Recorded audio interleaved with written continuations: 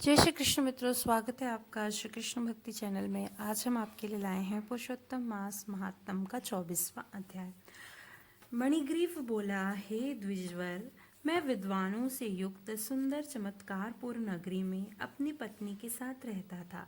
धनाढ़, पवित्र आचरण वाला एवं परोपकारी होने पर भी मुझसे प्रारब्धवश खराब बुद्धि उत्पन्न हुई।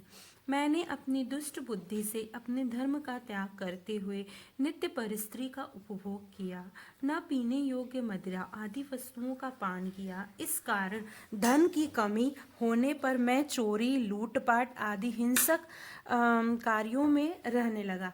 तब मुझे मेरे बंधुओं ने त्याग दिया। तदंतर महाबलवान राजा ने मेरा धन लूट लिया और जो कुछ घर में शेष बचा था सो बांधवों ने ले लिया। इस प्रकार सबों से निरस्कर किया हुआ मैं वन में रहने लगा। वन के घोर दुखों से दुखित हो मैं दुरात्मा नित्य प्रति जीव हिंसा करके अपनी स्त्री सहित जीवन निर्वाह करता था। हे ब्राह्मण, अब आप मेरे ऊपर कृपा करो। मेरे पूर्व जन्म के पुण्य प्रताप से ही आप इस गहन वन में आए हैं। हे महामुनि, स्त्री सहित हम दोनों आपकी शरण में हैं। आप अपने उपदेश रूपी प्रसाद से हमें कृतार्थ करें, जिससे हमारा घोर दारिद्र्य क्षण भर में नाश हो जाए तथा अतुल वैभव प्राप्त हो। यथेष्ट विचरण करें। उग्रदेव जी बोले, हे महाभाग, तू कृतार्थ है। तूने मेरा अतिथि सत्कार किया है, इससे तेरा कल्याण होगा। जो बिना व्रत, बिना दान, बिना तीर्थ के तेरा दारिद्र्य नाश होगा, ऐसा मैंने निश्चय किया है। इस माह के आगे अब जो तीसरा माह आवेगा वह पुरुषोत्तम मास है। अतः तुम दोनों स्त्री पुरुष यत्न से पुरुषोत्तम भगवान की प्रसन्नता के लिए दीपदान करना, जिससे तेरी महान दरिद्रता जड़ से नाश हो जाएगी। तिल के तेल से दीपदान करना, ऐश्वर्य होने पर घी से करना। इस उपवन में रहते हुए तेरे पास इन दोनों में से कुछ भी नहीं है। हे मणिग्रीव, पुरुषोत्तम मास में तू स्त्री सहित हिंगोट के तेल से दिया जलाना। पहले इस तालाब में स्त्री सहित स्नान करना, फिर दीपक जलाना। तेरे अतिथि सत्कार से प्रसन्न होकर मैंने वेद द्वारा प्रतिपादित यह उपदेश स्त्री सहित तुम दोनों को दिया है। बिना विधि के करने वाले को भी लक्ष्मी की प्राप्ति होती है, और यदि विधि विधान से करें तो उसका कहना ही क्या है। वेद में कहे हुए कर्म और नाना प्रकार के दान पुरुषोत्तम मास में दीपदान की 16वीं कलह के बराबर नहीं कर सकते।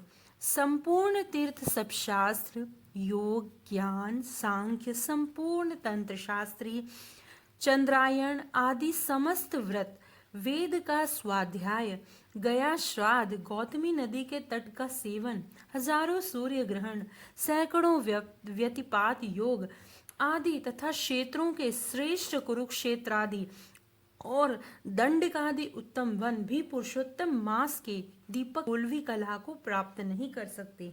हे वत्स, यह दीपदान धन्य धान्य को बढ़ाने वाला, पशु, पुत्र, पौत्र, यश, वैभव आदि को देने वाला अत्यंत गुप्त है। अतः चाहे जिस किसी को नहीं कहना, बांझ स्त्री के बांझपन को दूर करने वाला, स्त्रियों को सुहाग देने वाला, राज्य से छूटे हुए को राज्य देने वाला, मनुष्यों की अभिलाषा के पूर्ण करने वाला, यदि कुमारी कन्या इस व्रत को अनुष्ठान करे तो उसे दीर्घ आयु वाला सर्वगुण संपन्न प्रति प्राप्त हो।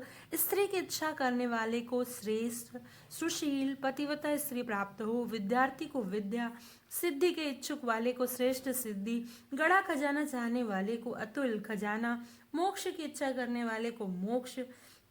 जो पुरुष विधि वह बिना शास्त्र की मत के कहीं भी दीपदान करता है तो वह भी संपूर्ण कामनाओं को पा जाता है।